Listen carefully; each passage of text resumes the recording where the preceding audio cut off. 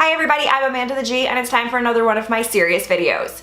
So today I'm going to be talking about abuse, but I think it's important that we talk about this.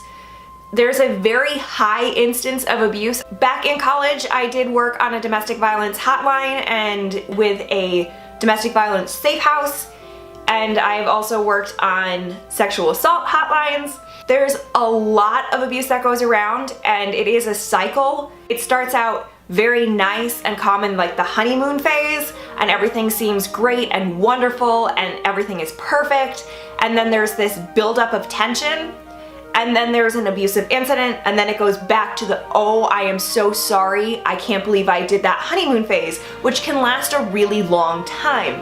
There's a lot of shame involved in it. It's not the fault of the person who's being abused, but it's also kind of hard to admit to yourself and to others what is going on, and it takes a long time to kind of process all of those emotions and understand what has happened to you, and then actually come forward and say something. Nobody should be judging anyone for being in this type of a relationship. In the past, I have been in an abusive relationship myself. It took me a really long time to be able to admit that. When I was working in the domestic violence shelter with people who are completely in tune with what I had been going through, and it had been years since that relationship, I was flat out asked by someone if I had ever been in what he called a toxic relationship, and this was after he told me all about his, and I could not admit it at that time. I said no, knowing full well I had. I just couldn't bring myself to talk about it to someone else. And it took me a very long time to be able to internalize it and to be able to say it.